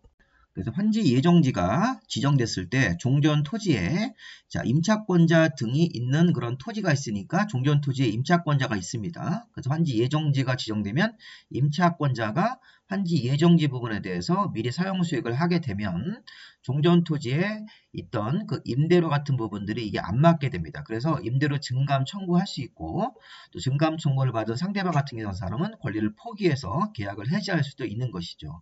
환지 예정지 효과. 그리고 환지 예정 지정으로 임대료 증감 청구 같은 거 할 때는 이 기간이 환지 예정지 효력 발생일로부터 60일이 지나면 임대료 증감 같은 걸 청구할 수 없는, 자, 이렇게 3번, 4번이 이어지는 지문도 있습니다. 그리고 사업 시행자는 비용 충당을 위해서 채비지 용도로 정할 수 있습니다. 자, 그러니까 비용 충당 같은 걸 위해서 이 채비지 용도 같은 것들을 정할 수도 있으니까. 자, 5번 질문은 환지 예정지랑 별도로 이 사업의 비용 충당을 위해서 자, 우리가 개인들한테 환지하지 않고 보류를 했다가 보류한 도중에서 일부를 채비지로 정해서 비용 같은 걸 충당할 수 있으므로 이렇게 비용 충당용으로 채비지 같은 것들을 정할 수도 있는 것이죠. 자, 이렇게 우리가 환지 예정지에 관한 문제들도 쭉 지문을 보시고 이 환지 예정지는 효력 발생일이 환지 예정지 효력 발생일로부터 환지 처분 공고가 있은 날까지만 환지 예정지 효과가 생기는 것입니다. 임차권자가 있으면 환지 예정지에 대해서 임차권의 목적인 토지 부분에 대해서도 임차인이 권리 행사할 수 있게 아울러 환지 예정지 부분에다가 임차권자가 사용할 부분도 지정을 해야 된다. 그렇게 해석하시면 되겠습니다. 자, 정답 일단은 요거 2번으로 봐야 되겠죠. 환지 예정지는 언제부터 언제까지 효력이 발생하는 거냐 이런 것들. 자, 51번도 환지 예정지 문제인데 자, 환지 예정지가 정해지면 종전 토지 소유자와 임차권자 등은 환지 예정지 효력 발생일로부터 환지 처분 공고가 있은 날까지 맞네요. 요 날짜까지 환지 예정지에 대해서 자, 종전 토지 소유자나 임차권자는 환지 예정지 부분을 지정받은 부분에 대해서 종전과 같은 권리를 행사해가지고 미리 사용 수익할 수 있고 자기 종전 토지는 종전 토지 소유자가 자기 종전 토지를 사용 수익할 수가 없게 되는 겁니다. 이게 환지 예정지의 가장 대표적인 효과입니다. 환지받을 부분을 공사 끝나기 전이라도 미리 환지 예정지로 지정받아서 종전의 토지 소유자나 임차권자가 환지 예정지에 대해서 종전과 같은 내용 권리를 행사해가지고 미리 사용 수익할 수 있고, 자기 종전 토지는 사용 수익할 수 없게 권리를 미리 조정해 주는 거죠. 그리고 환지 예정지의 종전 토지 소유자는, 환지 예정지의 종전 토지 소유자는 1호의 기간 안에 환지 예정지를 지정받은 종전 소유자가 사용하는 걸 방해하면 안 됩니다. 자, 방해하면 안 되게 환지 예정지의 종전 소유자 같은 사람들은, 자, 종전 토지 소유자가 환지 예정지를 미리 사용 수익할 수 있으니까 이 환지 예정지의 원래 소유자든 또는 임차권자는 같은 기간 안에 1호의 기간 안에 자, 종전 토지 소유자가 환지 예정지 사용하는 걸 방해하면 안 된다는 것입니다. 자, 이건 조금 어려운 질문인데, 자, 그래서 우리가 종전 토지 소유자가 환지 예정지를 받아서 환지 예정지를 미리 사용 수익할 수 있으므로 이 환지 예정지의 원래 종전 소유자, 환지 예정지의 종전 토지 소유자는 같은 기간 안에 사용 수익을 방해하면 안 된다. 이런 뜻입니다. 자, 채비지 용도로 환지 예정지. 자, 우리가 일반적인 환지 예정지가 아니라 채비지로 지정된 땅을 환지 예정지를 정하면 비용 충당을 위해서 사용 수익도 할 수 있고 미리 처분도 할 수 있죠. 이거 굉장히 중요한 주문이죠. 채비지로 지정된 땅, 채비지 용도로 지정된 땅에 환지 예정지가 정해지면 어차피 채비지라는 게 나중에 사업이 끝나면 사업 시행자가 가져갈 땅이니까 이 채비지로 지정된 땅에 대해서 환지 예정지를 정하면 이게 공사 끝나기 전이라도 준공검사 전이라도 미리 사용 수익도 할 수 있고 처분도 할 수 있는 거니까 3번 질문이 틀렸네요. 자, 그리고 아까도 나왔던 질문이죠. 임차권 등이 목적에 있는 토지, 종전 토지에 임차권자가 있다는 겁니다. 환지 예정지가 정해지면 계약 당사자 간에 임대료, 지료 같은 것들의 증감을 청구할 수 있고 증감 청구를 받은 상대방은 권리를 포기하거나 계약을 해지할 수 있다. 이 환지 예정지의 부수적인 효과입니다.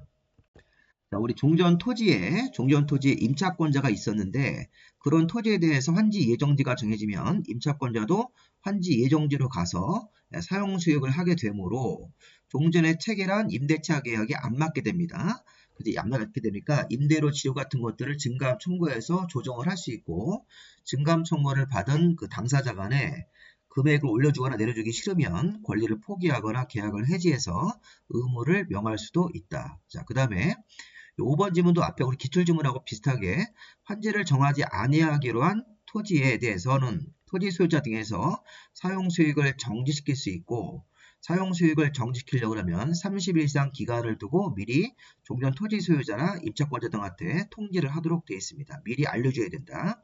환지를 정하지 아니하기로 한 부지정하기로 한 토지의 토지 소유자 등에 대해서 기일을 정하여 사용 수익을 정지할 수 있죠. 사용 수익을 정지하려고 하면 통지를 적어도 30일 이상 기간을 두고 미리 통지를 해야 되는 것입니다. 정답은 3번으로 봐야 되겠습니다. 자, 51번 정답은 3번, 52번. 환지 처분에 대한 설명이다. 틀린 것은 자, 보시면 1번.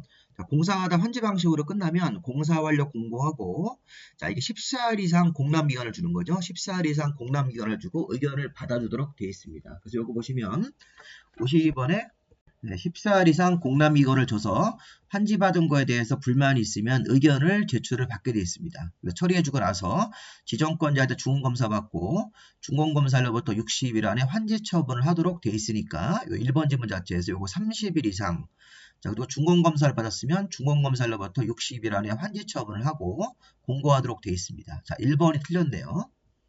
자, 환지 처분의 효력 발생일은 환지 처분 공고 다음 날에 발생하는 거 맞죠?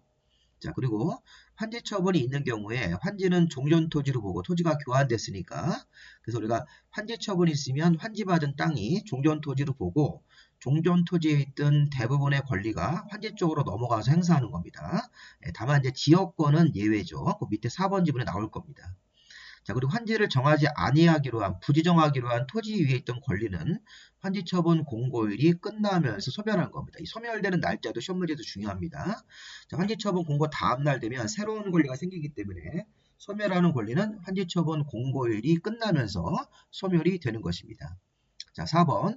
환지 처분 후 도시개발구역원에 지역권이 있었다. 자, 종전토지에 지역권이 있으면 지역권은 종전토지 존속을 하되 행사할 이익이 없는 지역권은 환지처분 공고일이 끝날 때 소멸하는 거죠. 소멸되는 날짜는 환지처분 공고일이 끝나면 소멸하는 겁니다. 그래서 아까 좀 전에 환지 처분이 있으면 새로 받은 환지가 종전 토지도 보고 종전 토지에 있던 소유권, 뭐 지상권, 임차권, 저당권 같은 권리가 환지로 넘어가는데 지역권은 종전 토지에 그대로 존속하는 경우가 있다는 겁니다. 다만 행사할 이익이 없는 지역권은 소멸하게 돼 있죠.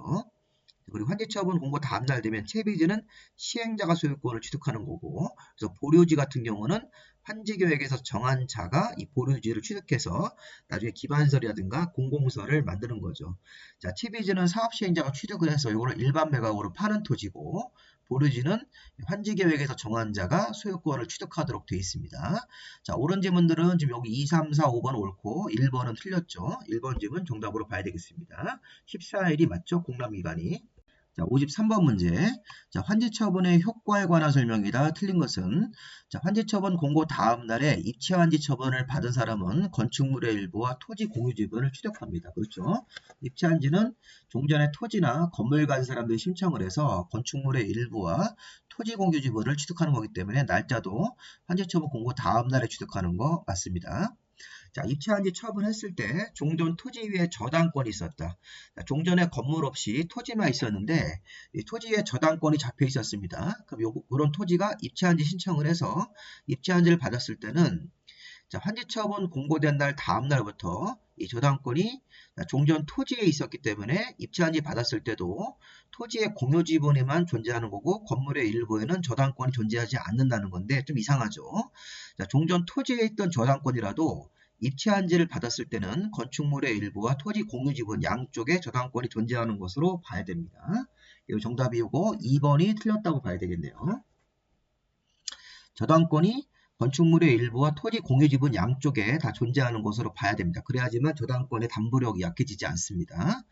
3번 보시면 환지처분 공고 다음 날부터 환지 등기가 있을 때까지는 다른 등기는 금지가 됩니다. 자, 환지처분 공고가 있고 나서, 자, 환지 등기 신청을 14일 안에 신청을 하고, 환지 등기가 있을 때까지는, 환지 등기라는 게 이렇게 보존 등기니까 새로 환지받은 땅에 대한 보존 등기가 환지 등기이기 때문에 환지 등기가 있을 때까지는 다른 등기는 금지됩니다. 다만 확정일보에 있는 서류에 따라서 환지처분 공고 전에 등기 원인 같은 게 사망 같은 거 있죠. 사망으로 상속되는 그런 게 있었을 때는 환지 등기 전이라도 다른 등기가 가능한 예외가 있습니다. 자, 환지 등기가 완료될 때까지는 다른 등기는 금지되는데 확정일보에 있는 서류에 따라서 환지 처분 공고 전에 등기 원인이 미리 생긴 게 확인이 되면 그때는 환지 등기 전이라도 그 다른 등기를 먼저 할 수 있는 것입니다. 자, 시행자는 채비지를 환지 처분 공고 전이라도 환지 예정지를 정해서 처분할 수 있죠. 아까 우리가 채비지로 지정된 땅은 환지 처분 공고 다음 날 되면 시행자가 취득을 해서 이걸 일반인들한테 파는 건데, 자, 공사 중간에 환지 예정지 제도를 이용해서 채비지로 지정된 땅에 대해서 예정지를 정하면 미리 사용수익 처분도 할 수 있으니까 미리 처분하는 예외가 있습니다. 자, 그리고 환지 처분 공고 다음 날에 소유권이 변경이 생기는 거죠. 토지가 교환됐으니까. 이런 거는 법률의 규정으로 보고 등기가 없더라도 물권 변동 효력은 생기는 겁니다. 환지 처분 공고 다음 날에. 등기를 정리를 해야 되기 때문에 환지 처분 공고일로부터 14일 안에 등기 신청을 별도로 해라. 이런 조항이 부차적으로 있는 거지. 자, 소유권 변경은 생기는 거죠. 물권 변동 효력은 생기는 것입니다. 그래서 환지 처분으로 인한 소유권 변경은 법률의 규정이기 때문에 환지 처분 공고 다음 날에 법률의 규정에 따라서 소유권 같은 변경은 물권 변동 효력이 발생이 되는 것이죠. 자, 정답이 맞는 것으로 보고 정답은 2번 정답으로 봐야 되겠네요. 54번은 여러 가지 내용들을 혼합한 문제입니다. 자, 1번 지문 보시면 환지 방식에 대한 설명이 다 틀린 것인데, 자, 지정권자가 사업을 환지 방식으로 한다. 그럼 우리 앞에서 개발 계획 같은 거 수립할 때, 자, 동의가 필요했었죠. 면적 3분의 2 이상, 토지 소유자 총수 2분의 1 동의를 받아야 되는데, 시행자가 국가나 지방자치단체면 동의를 받을 필요가 없는 겁니다. 자, 이건 앞에서 배운 거를 중간에 섞었네요. 뒤에서. 앞에 우리가 도시개발 사업을, 자, 우리 개발계획 같은 걸 만들 때 이게 환지 방식에서 개발계획을 만들 때는 면적 3분의 2 이상 토지 소유자와 토지 소유자 총수 2분의 1 이상 동의를 받아야 되는데 국가나 지방자치단체가 시행자면 동의받을 필요가 없는 거죠. 자, 두 번째, 시행자는 채비지 용도로 환지 예정지가 정해지면 비용 충당을 위해서 이를 처분할 수 있다. 채비지 용도로 환지 예정지가 지정되면 비용 충당을 위해서 이를 처분할 수도 있는 것입니다. 자, 그래서 우리가 이 채비지 용도로 예정지가 정해졌을 때는 채비지를 환지처분 공고 다음 날에 시행자가 취득을 해서 처분하지 않고 공사 중간이라도 비용 충당을 위해서 처분할 수 있습니다. 자, 3번에 보시면 도시개발구역원의 토지에 대한 지역권은 행사할 이익이 없어지면 환지처분 공고된 날이 끝날 때 소멸하도록 되어 있습니다. 그래서 도시개발구역원의 지역권 같은 경우가 있을 때는 행사할 이익이 없으면 환지처분 공고일이 끝나면서 소멸하는 거 앞에서 우리 보신 거죠. 소멸되는 날짜. 그 다음에 지방자치단체 같은 우리 행정 공공주체는 지방자치단체 공공주체가 사업의 전부를 환지 방식으로 할 때는 내규로 사업 시행 규정을 작성해야 됩니다. 시행 규정. 자, 이게 정관이 아니라 규약도 아니고 지방자치단체 같은 공공주체는 시행 규정이란 내규를 작성합니다. 이건 내규입니다. 내규. 자, 5번에 보시면 자, 행정청이 아닌 시행자가 자, 환지계획을 인가받고 나서 환지계획 내용 중 하필 분필로서 환지명세가 변경되는 경우는 변경인가를 받지 않는 겁니다. 자, 변경인가를 받아야 된다가 아니라 변경인가를 받지 않는, 이건 경미한 변경이기 때문에 변경인가를 안 받는 사항이죠. 자, 보충 설명을 드리면 행정청이 아닌 시행자가 환지계획을 작성한 후 시군구청장한테 인가를 받아야 되고 변경할 때도 인가인데, 자, 이것처럼 종전 토지를 하필 분필을 하면서 환지계획을 변경하거나 환지로 지정된 토지나 건축물을 금전으로 청산한다. 금전으로 이렇게 환지를 주지 않고 돈으로 주겠다. 이런 내용을 변경할 때는 변경인가를 받지 않는 사항이다. 이 두 가지 정도만 좀 봐주시기 바랍니다. 대표적으로 환지계획의 인가를 변경받지 않고 변경인가를 받지 않고도 변경할 수 있는 경우가 있다. 환지계획의 원래 변경도 변경인가인데 변경인가를 안 받는 사항 이 두 가지 정도만 좀 봐주시기 바랍니다. 다시 문제로 오셔서 여기 1번 같은 경우는 이게 종합 문제입니다. 환지 방식에서 지정권자가 환지 방식으로 개발계획 수립할 때는 원래 동의를 받아서 개발계획을 수립해야 된다. 면적 3분의 2 이상, 토지 소유자 총수 2분의 2 이상 동의를 다 받아야 되는데 국가나 지방자치단체가 시행자면 동의 안 받는 거죠. 그리고 채비지 용도로 지정된 땅을 환지 예정지로 정하면 준공검사 전 공사 중간이라도 여기 비용 충당을 위해서 미리 처분도 할 수 있습니다. 자, 지역권 같은 경우가 행사할 이익이 없으면 소멸되는 거죠. 소멸되는 날짜는 환지처분 공고일이 끝나면서 소멸되는 것이죠. 지방자치단체나 토지주택공사, 지방공사 같은 자가 이렇게 환지 방식으로 할 때는 시행 규정이라는 내규를 작성하도록 되어 있습니다. 자, 종전 토지를 하필 분필을 해서 환지 명세가 변경되는 경우는 당연히 변경되는 사항이니까 변경인가를 안 받는 사항이다. 정답이 5번 되겠습니다. 자, 55번 문제.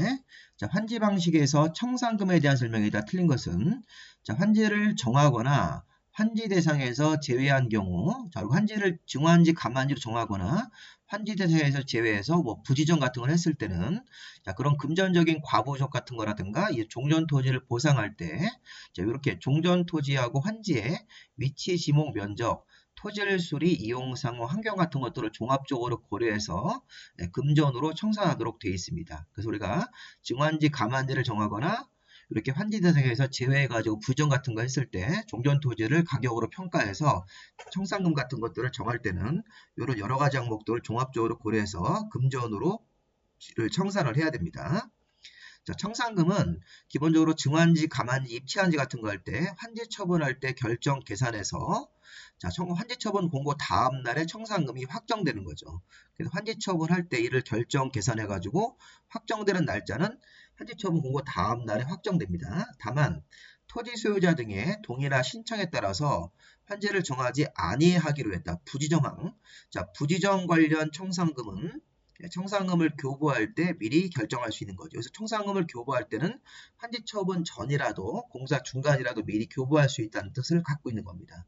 자, 원래 증환지, 감환지는 환지 처분할 때 청산금을 결정을 해서 환지 처분 공고 다음 날에 확정되는데 토지 소유자 등의 동의나 신청에 따라서 환지를 정하지 아니하기로 한, 부지정하기로 한 토지에 대해서는 청산금을 교부할 때 미리 결정할 수 있고 여기서 청산금의 교부라고 하는 것은 준공검사 전이라도 미리 교부할 수 있다는 뜻입니다.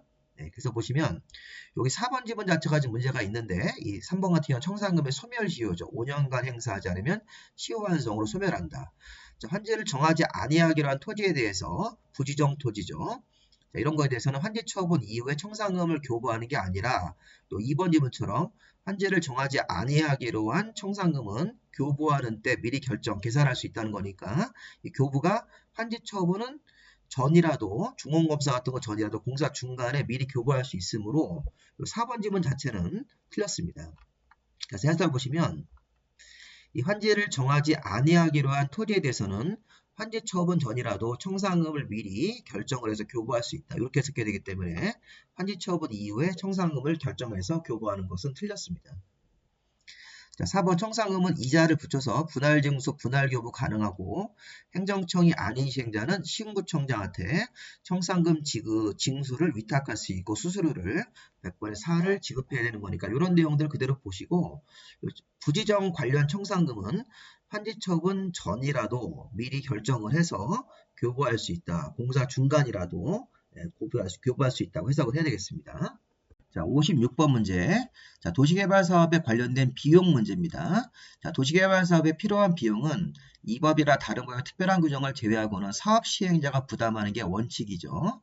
그런데 만약에 지정권자가 시행자인 경우에는 그가 시행한 사업으로 이익을 받은 다른 지방자치단체가 있을 때 비용의 일부를 부담시킬 수 있고 이 지정권자의 시행자가 이익을 받은 지방자치단체한테 비용의 일부를 부담시킬 때는 전체 사업에 소요되는 비용의 2분의 1을 넘지 못하게 부담시킬 수 있습니다. 지정권자는 시도나 대도시 국토부 장관이기 때문에 그리고 자, 지정권자가 아닌 시군구청장도 그가 사업을 해가지고 이익을 얻은 다른 지방자치단체가 있을 때도 비용의 일부를 그 단지방자치단체한테 협의해서 부담시킬 수가 있죠. 자, 결국에는 지정권자인 시행자, 또 시군구청장 같은 행정관청의 시행자가 사업을 했을 때는 이익을 받은 다른 지방자치단체가 있을 때 비용의 일부를 부담시킬 수 있습니다. 그 지방자치단체랑 협의해서 비용의 일부를 부담시킬 수 있는 것이죠. 그 다음에 4번 지문이 제일 중요합니다. 31회 때 기출문제인데 자, 도시개발구역 내에서 기반시설의 설치 비용은 설치 의무자가 부담을 하되 자, 전부를 환지 방식으로 할 때는 전기시설을 공급하는 자가 자, 전기입니다. 전기. 자, 전기시설을 공급하는 자는 한전인데 한전이 3분의 2를 부담하고 자, 지중에 설치할 것을 요청하는 자가 자, 이게 지중 땅 밑에다가 전기시설을 설치하는 겁니다. 우리 고압선 같은 것들을 지상으로 올리지 않고 지하에다가 자, 이걸 요청하는 자가 3분의 1 비용 부담으로 부담하도록 되어 있습니다. 자, 3분의 1과 3분의 2가 위치가 바뀌어야 됩니다. 회사를 보시면 전부 환지 방식으로 할 때 전기시설을 공급하는 자인 한전이 3분의 2 정도를 부담하고 그 다음에 지중에 설치할 것을 요청하는 자가 3분의 1로 비용을 부담하도록 되어 있습니다. 정답이 4번입니다. 그 다음에 시행자가 공동구를 설치하는 경우 공동구에 수용될 시설을 설치할 의무가 있는 자한테 설치 비용의 또 일부를 부담시킬 수 있으니까 이 지문도 맞는 지문으로 봐야 되겠습니다. 설치 비용의 일부를 넣어서 일부를 부담시킬 수 있다. 그렇게 해석하시면 되겠습니다. 자, 일단은 보시면 정답이 이거 4번인데 이 4번을 잘 보세요. 이게 전기 같은 시설을 설치할 때 이게 지하에다 설치하는 경우입니다. 이때 한전 같은 데가 3분의 2를 부담하는 거고 지중에 설치를 요청하는 자가 3분의 1을 비율로 부담하도록 되어 있습니다. 전기시설 같은 거 설치할 때 기반시설 같은 것들 설치 비용 중에서 이 전기시설의 설치 비용 이런 것들이 기출문제에서 한번 나왔습니다. 자, 57번은 도시개발 채권이죠. 자, 도시개발 채권은 상환기간이 5년부터 10년 사이로 상환기간을 정하는 거고 이 도시개발 채권은 발행자가 시도지사죠. 시도지사가 도시개발 사업에 필요한 자금 확보를 위해서 도시개발 채권을 발행할 수 있고 상환기간은 5년부터 10년 사이에서 이 조례로 정하도록 되어 있습니다. 자, 도시개발 채권도 이 소멸시효가 있으니까 원금은 5년, 이자는 2년으로 보시면 되겠고 자, 도시개발 채권은 이게 의무적으로 강제 매입하는 방식으로 수용 방식으로 사업하는 경우에 이 토지주택공사 같은 공공주체와 도급계약을 체결하는 자가 이 도시개발 채권을 매입해야 됩니다. 맞습니다. 자, 도시개발 채권은 나중에 만기 시에 이 현금으로 상환한 제도이기 때문에 무기명으로 발행할 수 있는 것이죠. 도시개발 채권은 등록 발행 또는 무기명으로 발행할 수 있으니까 무기명 발행이 가능한 거고 자, 도시개발채권을 매입 의무자가 매입할 금액을 초과해서 매입한 경우에는 중도상환을 신청할 수가 있습니다. 원래는 중도상환이라는 게 안 되는 건데 이 착오로 초과 매입 같은 거 했을 때는 중도상환이 가능한 거기 때문에 정답을 도시개발채권 1번으로 봐야 되겠습니다. 자, 보충 이론으로 이 도시개발채권은 시도지사가 도시개발에 필요한 자금 조달을 위해서 행정안전보장관 승인을 얻어서 채권을 발행해서 돈을 이제 모을 수 있다는 것이죠. 자, 소멸시효가 있죠. 원금은 5년, 이자는 2년. 자, 도시개발채권은 등록 발행 또는 무기명으로 발행할 수 있고, 도시개발채권의 이자율은 자, 국공채 금리 같은 것들을 고려해서 이 조례로 이자율을 정하도록 되어 있습니다. 시도의사가 발행할 때 이 조례로 이자를 정하고 상환기간은 5년에서 10년 사이로 조례로 상환기간을 정하도록 되어 있습니다. 도시개발채권은 매입 의무자가 있습니다. 우리가 수용 방식으로 할 때 공공시행자와 도급계약을 체결하는 사람들, 도급계약을 체결해서 이를 따내는 사람들. 자, 근데 1번에 해당하는 시행자, 외시행자니까 이게 민간시행자입니다. 민간시행자가 사업시행자가 됐을 때 도시개발채권을 일정 양을 사야 됩니다. 또 국토계획법에서 개발행위 허가 중에서 토지 형질 변경 허가, 토지 형질 변경 허가를 받은 사람들이 또 채권을 사야 되는 거죠. 국토계획법상 이 5가지 개발 중에서 토지 형질 변경 허가를 받는 사람들은 채권을 사야 됩니다. 그리고 이 도시개발 채권을 매입 필증을 제출받은 자는 이 매입 필증을 5년 정도는 따로 보관을 해야 됩니다. 자, 도시개발 채권에 관한 내용들. 하나 더 보시면 중도상환. 자, 도시개발채권은 다음의 경우를 제외하고는 중도상환이 안 됩니다. 자, 보시면 이렇게 뭐 착오로 초과 매입 같은 경우 이렇게 매입 의무자가 매입할 금액을 초과적으로 매입했을 때 착오로 매입하는 사람이 아닌데 착오로 매입을 한 경우, 매입자 귀책 사유 없이 도급 계약이 취소된 경우, 또 매입자의 귀책 사유 없이 인허가 같은 것들이 취소됐을 때 이런 경우가 도시개발 채권을 중도 상환할 수 있는 사유가 되는 거죠. 이런 것들은 제외하고 나머지는 중도 상환이 안 되기 때문에 이건 중도 상환이 가능한 경우입니다. 자, 그다음 아까 우리 문제에서 비용 문제가 있었죠. 도시개발 사업에 필요한 비용은 이 법이나 다른 법률의 특별한 규정을 제외하고는 사업 시행자가 비용을 부담하도록 되어 있습니다. 자, 사업 시행자가 일단 비용을 부담하고 아까 비용 부담을 할 때 지정권자가 직접 시행자가 됐을 때는 자, 사업으로 인해서 이익을 얻은 다른 시도나 시군에게 있을 때 비용의 일부, 2분의 1 정도를 그쪽 이익을 얻은 시도나 시군구에게 부담시킬 수가 있습니다.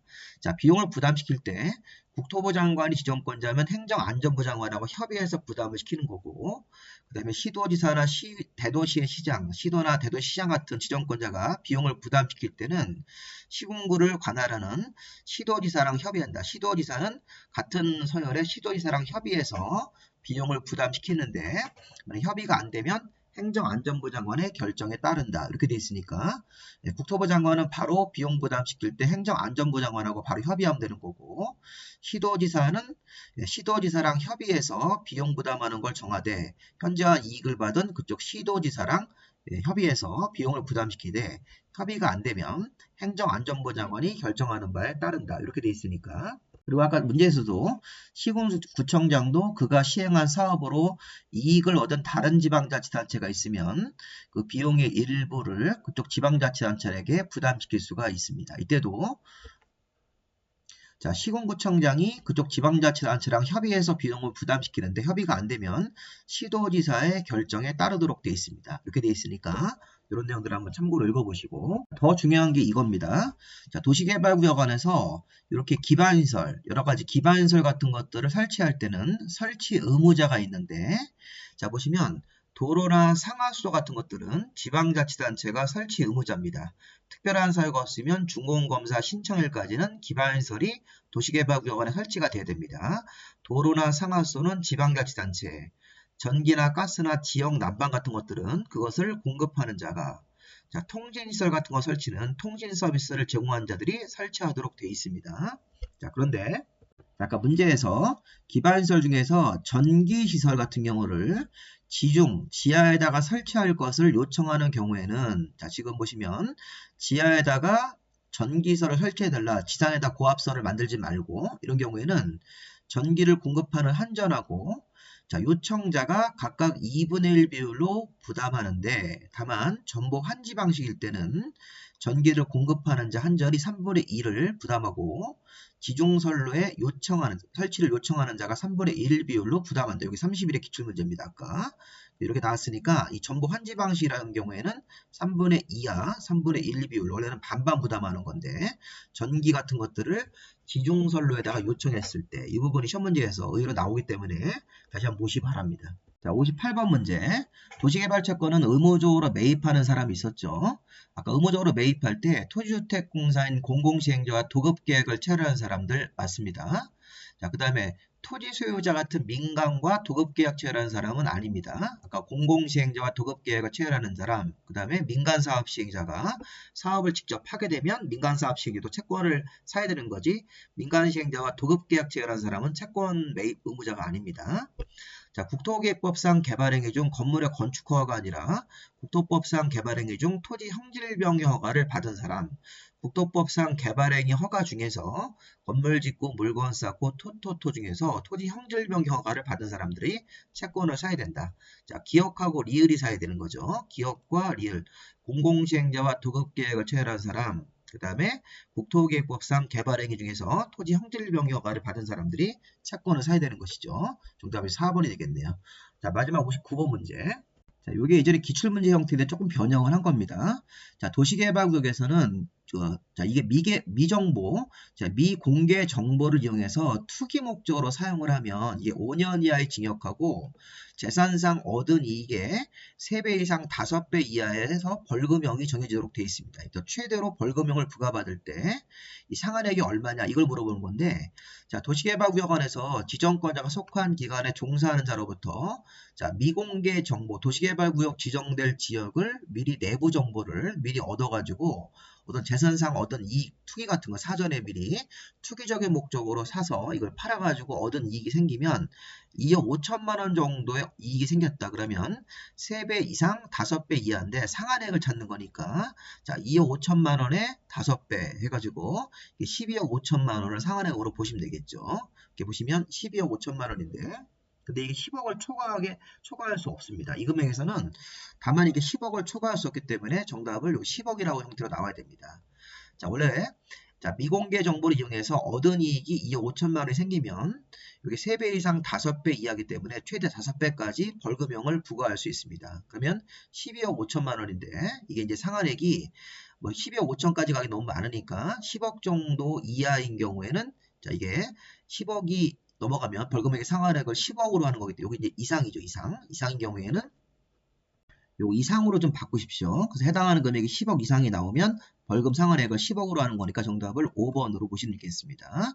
자, 이런 형식으로 해가지고 이게 1억 5천만 원이면 거기 또 상당한 계산하는 금액으로 해가지고 계산하는 경우도 있으니까 이게 금액이 1억 5천만 원으로 이익이 나오면 7억 5천 나오겠죠. 그런 식으로 정답을 변경할 수도 있습니다. 자, 지금은 2억 5천만 원에 5배면 12억 5천이 나왔는데 이게 10억 이상으로 올라가면 이게 이상입니다. 오타입니다. 이거 상한액을 10억으로 이렇게 조정해서 낮출 수 있는 것이죠.